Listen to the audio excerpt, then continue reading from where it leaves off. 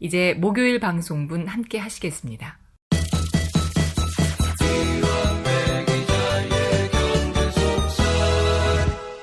민중의 소리 이완배 기자 만나겠습니다. 이완배 기자님. 네, 안녕하십니까. 예. 자, 이재용 파문이 가라앉지 않고 있습니다. 3심에 가서 엎어질 수 있다. 워낙 2심 판결이 개판이어서 또 3심에 가서 판결이 나올 때쯤에는 대법관이 절반 이상 교체가 되니 아무래도 상식을 갖고 이 사건을 들여다보면 파기환송하지 않겠는가. 이런 기대가 적지 않습니다. 예, 사실은 제가 이 이재용에 관한 보도에 대해서는 대법원 상고심에서 뒤집어질 수도 있다라는 내용을 우리나라 언론에서는 좀 찾아보기가 어려워요. 그런데 이정렬 판사님께서 제 강력한 인터뷰에 나오셔서 그 얘기를 한 게 거의 유일한 언론 보도였었던 것 같아요. 그래서 정말 이렇게 핸드폰을 꼭 부여잡고 제발 이대로 실현되기를 하면서 간곡한 소망을 담아서 그 말씀을 들었습니다. 아, 정말 그렇게 되면 우리나라 사법정의가 굉장히 바로잡힐 것 같습니다. 제가 내일쯤에 한번 따로 말씀을 드리려고 지금 예정하고 있는데요. 예. 파이낸셜 타임즈에서는 이 문제를 가지고 사설도 썼어요. 그러면서 우리나라의 이 재벌들에 대해서 관대한 사회 문화를 질타하는 사설이었고요. 거기에 코리아 디스카운트라는 이야기가 나옵니다. 우리나라 재벌들 문제를 제대로 해결하지 못했기 때문에 한국의 주가나 이런 것들이 전 세계적으로 할인되고 있다는 현상을 지목을 한 건데, 거기에 대해서는 제가 세계적인 시각들을 조금 반영을 해서 내일 다시 말씀을 드리도록 하겠습니다. 알겠습니다. 내일 또 기대하도록 하겠습니다. 자, 오늘 어떤 얘기 준비하셨습니까? 예, 오늘은 금융권에서 상당한 영향력을 행사하고 있는 미래에셋 금융그룹이라는 곳이 있습니다. 예. 여기에 총수가 박현주라는 사람인데요. 박현주 회장이 매년 여직원 골프대회를 열고 황제놀이를 했다. 이런 의혹이 보도가 됐습니다. 그래서 이 보도를 소개를 해드리려고 합니다. 이 보도는 뉴스타파에서 지난달 31일에 보도가 됐고요. 지난주부터 제가 소개를 해드리려고 했는데 다른 급박한 보도에 밀려서 지금 오늘까지 왔습니다. 예. 이 사건은 서지현 검사의 폭로하고는 일단 시간상으로 상관이 없습니다. 서지현 검사가 사건을 검사 내부 통신망에 올린 게 지난달 29일이죠. 물론 뉴스타파 보도가 이틀 뒤인 31일에 나오긴 했지만 보도를 보면 상당히 취재를 오래 한 것으로 봐서 보도 타이밍을 서 검사 폭로하고 맞췄는지는 모르겠지만 서 검사의 폭로로 미래에셋 그룹의 사건이 불거진 건 아닌 것 같아요. 다만 서 검사 폭로 이후에 나도 당했다라는 이제 미투 운동에 동참하시는 분들이 늘어나면서 불거진 사건들도 꽤 있습니다. 예. 그 중에 하나만 소개를 해드리면은요. 이건 2일에 보도가 됐던 사실입니다. 금호아시아나그룹 박삼구 회장에 관한 이야기인데요. 사내 익명 게시판에 미투 폭로가 이어졌습니다. 박삼구 회장은 매달 첫째 주 목요일 오전 7시 30분에 강서구 아시아나항공 본사를 찾아서 여승무원을 정기적으로 만나왔다고 해요. 그런데 박삼구가 본사를 방문할 때마다 여승무원들이 본관 1층 로비에 커다란 원 모양으로 서서 막 손뼉을 치면서 박삼구를 맞아야 된답니다. 그러면 박삼구는 여승무원들한테 다가가서 몇 끼냐, 오늘 비행은 어디로 가느냐, 결혼은 했냐 이런 질문을 하면서 껴안거나 손을 주무른답니다. 그럼 뒤에 있는 파트장이나 본부장 같은 임원들이 이렇게 가르친대요. 박삼구가 양팔을 쫙 벌리면 달려가서 안겨라 뭐 이런 교육을 여승무원들한테 시켰다고 합니다. 한 승무원의 증언이 이렇습니다. 박삼구 회장은 승무원들을 만나면 내가 기 받으러 왔다는 말을 서스럼없이 했다. 그러면서 본관 1층에서 여승무원들을 불러놓고 20분에서 30분 동안 껴안은 뒤에 20대 초반에 갓 입사한 승무원 교육생들이 머무는 교육훈련동으로 가서 시간을 보낸다. 업무 보고를 받으러 온다고 하지만 실제로는 승무원이 아닌 일반직들의 사무실엔 방문하지도 않는다. 이런 증언이 있습니다. 예. 그러니까 여승무원들 골라 다니면서 껴안고 주무르고 뭐 이랬다는 겁니다. 또 다른 증언이 있습니다. 이때 행여 싫은 내색을 하거나 박삼구 가까이 가지 않으면 승무원들 뒤에서 파트장들이 등을 떠밀거나 쿡쿡 찌른다. 이런 증언이 있습니다. 다른 증언 들어보죠. 교육원에서는 더 가관이다. 교관단이 회장 오기 30분 전부터 소리 지르면서 온몸으로 달려나가라. 팔짱을 끼고 보고 싶었다고 말하라. 이렇게 분위기를 끌어올리면서 세뇌 교육을 시킨다. 뭐 이런 증언이 있습니다. 이 박상구가 매년 1월에 직원들하고 북한산을 등반을 하는데 산을 오르내릴 때 여승무원들로만 구성된 별도의 조직이 있었답니다. 그리고 매년 북한산 중턱에 있는 음식점 별채에서 이 여승무원들하고만 만나서 세배를 받았다고 해요. 예. 그리고 아시아나항공은 매년 가을에 플라자 앤 바자회라는 행사를 했는데 여기서 여승무원들이 노출이 심한 옷을 입고 춤을 추는 장기자랑에 동원이 됐다고 합니다. 왜 최근에 그 성심병원 간호사들의 춤 동영상이 논란이 됐었죠. 그런데 아시아나 여승무원들은 우리가 원조다 뭐 이렇게 이야기를 했다고 합니다. 예. 여기에 대해서 아시아나 항공의 반론이 이렇습니다.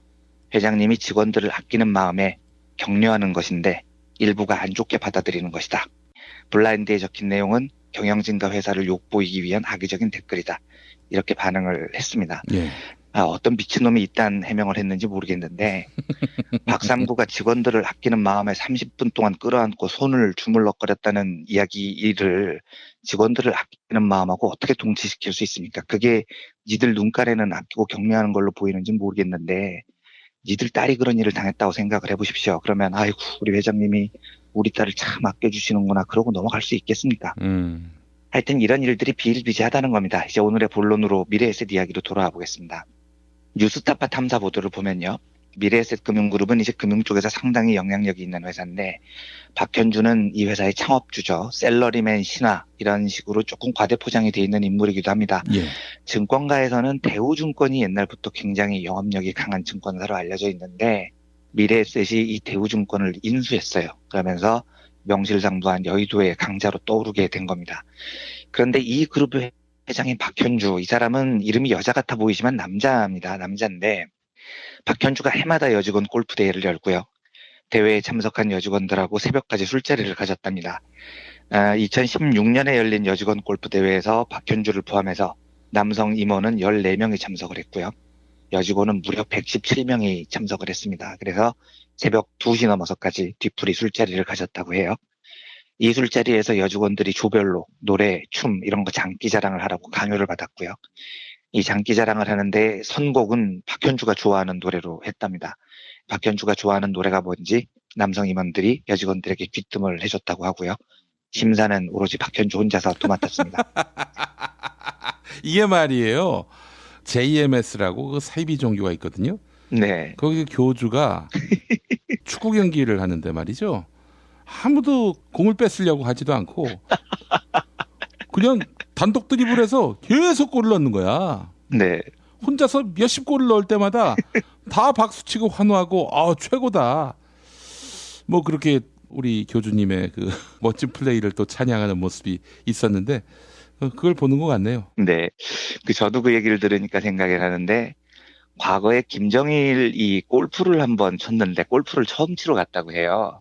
근데 북한 방송에서 어떻게 방송을 했냐면 김정일 동지가 골프를 처음 치러 나갔는데 처음 돌면서 홀인원을 6번을 하고 뭐 36언더파를 쳤다고 그런 보도를 한 적이 한 번 있었습니다.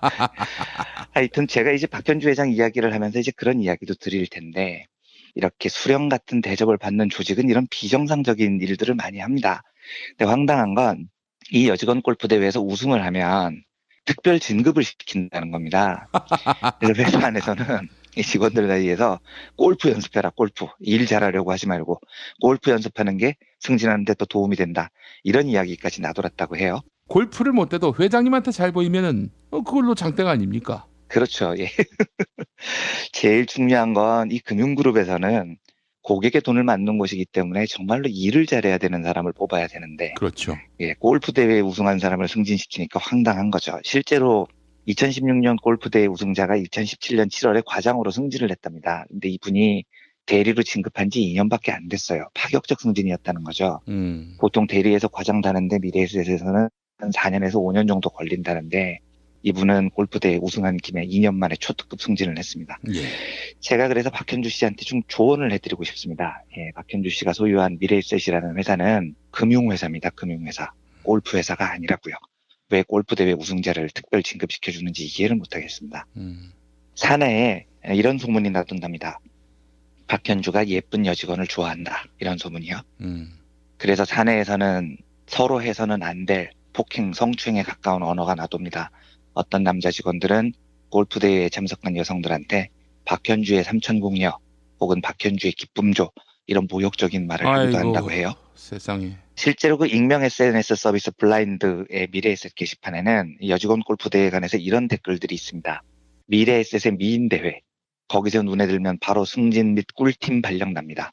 가시는 여자분 계시면 무조건 예쁘고 세련되게 가세요. 합법적으로 대장님이 여자 데리고 놀려고 만든 대회. 골프 잘 치면 미래 오삼, 바로 진급 가능.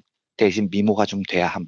사실은 사실이니까 골프 더하기 외모, 족보에 없는 초고속 승진 이런 댓글들이 붙어 있습니다.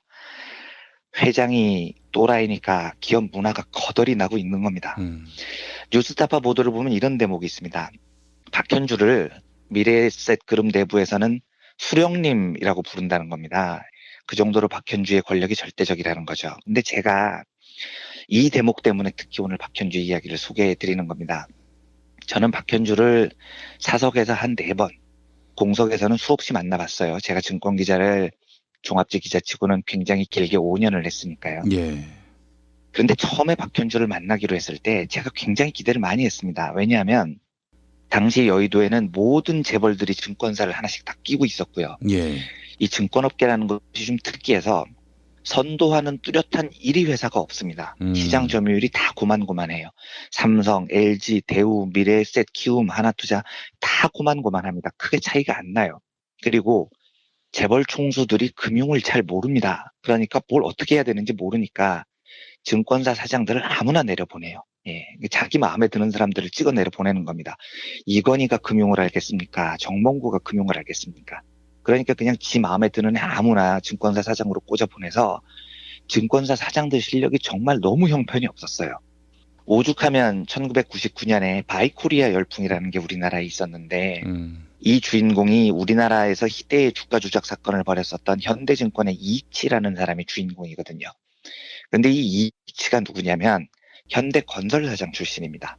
그리고 이 이익치가 정주영의 총애를 듬뿍 받아요.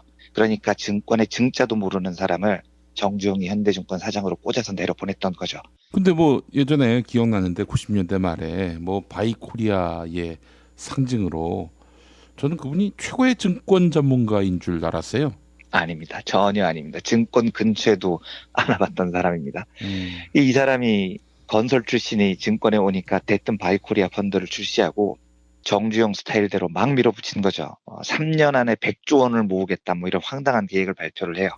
그리고 언론에다 대고는 한국 증시가 3년 안에 지수 2000까지 올라갔다. 그때 1000도 안 될 때였거든요. 예. 6년 안에 6000까지 올라간다. 이딴 헛소리를 하고 다녔습니다. 그러니까 기자들이 근거가 뭡니까? 아니 내가 그렇다면 그런 거예요. 뭐 이런 식으로 대답을 하는 겁니다. 증권, 금융도 건설처럼 밀어붙이면 된다라는 확고한 신념을 가진 사람이었어요. 그래서 증권가에서는 이익치는 건설하고 금융을 헷갈리는 것 같다. 이렇게 비웃었는데 이때 이익치가 명언을 남깁니다. 금융도 건설이다. 뭐 이런 명언을 말도 안 되는 소리를 했죠. 그래서 이익치가 한 주에 2차례씩 투자 설명회 강사로 직접 나섰는데 저도 한번 가본 적이 있습니다. 그런데 여기 가보면 완전히 이익치가 아이돌처럼 막 큰 소리를 떠들고 환호를 받습니다. 내 돈 불려주는 신처럼 막 떠받침을 받아요. 거기에 모여드신 분들이 이익치가 나오면 막 환호성을 지릅니다. 근데 거기서 이익치가 뭐라고 이야기를 하냐면 돈은 돈이 있는 곳에 몰립니다. 여러분 생각해 보세요. 우리나라에서 제일 돈이 많은 사람이 누굽니까? 바로 정주영 회장님 아닌가요? 여러분은 지금 현대증권을 선택했다는 것만으로도 돈 버는 길에 들어선 겁니다, 여러분. 막 이렇게 약 파는 소리를 하고 다녔습니다. 아, 이 종교 행사를 방불케 합니다. 그렇죠. 제가 딱 그때 느낀 게 그거였어요. 길거리 약장사도요. 사이비 교주도 이렇게 싸구려 멘트로 사람을 속이지 않습니다. 그런데 이익치는 3년 안에 100조를 모으겠다 이런 허황된 목표를 세우고 정주영이 했던 방식 그대로 따라해서 건설쟁이처럼 밀어붙이다가 결국은 나중에 바이코리아 펀드로 시원하게 현대증권을 말아먹고 말죠. 그러니까 이런 사람들 머릿속에는 건설을 했던 사람이기 때문에 투자자 보호, 리스크 관리 이런 금융의 기본적인 개념조차 탑재가 안 돼 있었던 겁니다. 이런 수준 낮은 사람들을 재벌들이 증권사 사장으로 이렇게 찍어 내려 보냈기 때문에 재벌그룹 소속 증권사들의 사장의 수준이 낮은 와중에 자기 스스로 금융판에서 자수성가를 했던 박현주라는 인물의 기대가 굉장히 컸었던 겁니다. 이 사람은 좀 다르겠지. 금융을 좀 아는 사람이겠지. 이렇게 생각을 하고 처음 만났어요. 근데 제가 처음 받았던 느낌이 얘는 진짜 조폭 두목이구나 이런 느낌이 들었습니다. 예. 예. 박현주 회장이 있고 그 옆에 계열사 사장이 3명이 따라 나왔는데 미래에셋 증권사장, 미래에셋 자산운용사장 뭐 이런 사람들이 따라 나왔는데 문화가 완전히 조폭 문화입니다. 박현주가 딱 자리에 들어서면 사장들이 박현주 옆에 탁 모여서 외투 우선 받아 들고요. 의자 쫙 빼주고요. 박현주가 앉을 때까지 옆에서 살뜰히 보살핍니다. 그리고 박현주가 자리에 좌정하실 때까지 옆에서 공손하게 서 있습니다. 앞에 손님이 앉아 있는데도요. 식사를 하면서 제가 기자로서 회장님, 이번에 이런 판단은 좀 어떠셨나요? 이렇게 묻잖아요. 그러면 옆에 사장들 표정이 시뻘개집니다. 그러면서 기자님, 아니 우리 회장님 판단을 그렇게 말씀하시면 안 되죠. 기자님이 잘못 생각하시는 거죠. 하고 옆에 사장들이 또 열을 냅니다. 그래서 처음에는 뭐지? 아니 기자가 질문을 하는데 왜 이렇게 옆에 사장들이 화를 내지? 이러고 있다가 질문을 몇 개 더 하니까 이제는 완벽하게 알겠어요. 옆에 사장들이 자기 회장을 조폭 큰형님 모시듯이 보호하려고 막 나서는 겁니다. 그러더니 전화를 걸어서 야 여기 이완배 기자님 보여드려야 되니까 예전에 박현주 회장님 인터뷰한 거 갖고 와 해가지고 직원들이 또 막 인터뷰를 갖고 옵니다. 그리고 저한테 보여주고 우리 회장님 생각이 이런 건데 기자님이 모르셔서 그렇지 하고 막 열을 내요 이 사람들이요. 제가 너무 이상해서 미래에셋 문화를 취재를 해봤습니다. 이게 벌써 십몇 년 전 이야기예요. 그랬더니 그 회사 문화가 정말 수령님 문화라는 거예요. 박현주가 지나가다가 야 형광등 색깔이 왜 이래? 이 한마디 하면 그룹 전체 형광등 색깔이 싹 다 바뀐다는 거예요. 그래서 이게 나한테만 이렇게 보이나 싶었는데 제가 증권 기자를 그만두고 난 다음에 이제 기자직을 완전히 그만두고 난 다음이죠. 2008년에 미래에셋의 문화를 다루는 보도가 나왔습니다. 한겨레 20일에요. 박현주는 바람개비라는 기사가 있습니다. 여기에 보면 이런 대목이 있어요. 미래에셋 계열사 사장은 박 회장에게 90도 각도로 인사를 한다. 사장이 그렇게 하니 다른 임원들도 엉겁결에 따라한다. 사장이란 사람이 박 회장의 승용차 문을 열어주더라. 거의 조폭 같은 문화다. 이렇게 기사에 적혀 있습니다. 예. 그러니까 제가 본 걸 다른 기자들 앞에서도 똑같이 하고 있는 겁니다. 자수성가했다는 금융그룹의 총수조차도 이렇게 조폭 두목처럼 구는 걸 보고 제가 정말 암담했습니다. 이 나라는 재벌은 3대, 4대째 조폭이지. 금융이라는 분야에서 자수성가했다는 놈도 찾아보니까 얘도 조폭이지. 좀 정상적인 경영자는 도대체 어디서 찾을 수 있냐는 겁니다. 제가 아까도 말씀드렸지만 금융은 고객의 돈을 관리하는 분야입니다. 그래서 그만큼 리스크 관리, 도덕성 이런 게 생명인 곳이에요. 그런데 금융그룹 총수라는 자가 조폭놀이나 하고 앉아 있어요. 그리고 뛰어난 직원들을 뽑아서 고객 돈을 치열하게 관리해도 모자랄 판에 골프대회 열어서 골프 잘 치면 승진시켜주고 앉아 있고요. 회사 직원들 표현을 그대로 옮기자면 합법적으로 대장님이 여자 데리고 놀려고 골프대회를 만들어서 새벽 2시까지 일해야 되는 여직원들 붙잡고 술판이나 버리고 앉아 있습니다. 이런 애들이 글로벌 금융시대의 고객 돈을 어떻게 제대로 관리하겠습니까? 재벌이나 자수성가한 놈들이나 수준이 다 똑같은 현실이 너무 암담해서 오늘은 뉴스타파 보도를 인용을 해서 미래에셋 박현주 회장의 황당한 수령놀이 이야기를 청취자 여러분들께 전해드렸습니다. 이게 바로 종북입니다. 북한식이에요 이게. 누구 보고 북한 눈하고 쥐들은 뭐 북한보다 더 나은 것처럼 행동을 해. 똑같으면서. 우리부터 진짜 반성해야 됩니다. 정말로요. 아이고 박현주 씨 회사에다 뭘 맡길 수가 없겠네요. 저는 하여튼 미래에셋 쪽으로는 쳐다보지도 않습니다. 그쪽으로 오줌도 안 싸신다는 얘기가 있던데. 예. 알겠습니다. 예. 자, 오늘도 이완배 기자님과 함께했습니다. 내일 삼성 이야기 또 기대하면서 인사 나누겠습니다. 수고하셨습니다. 네, 감사합니다.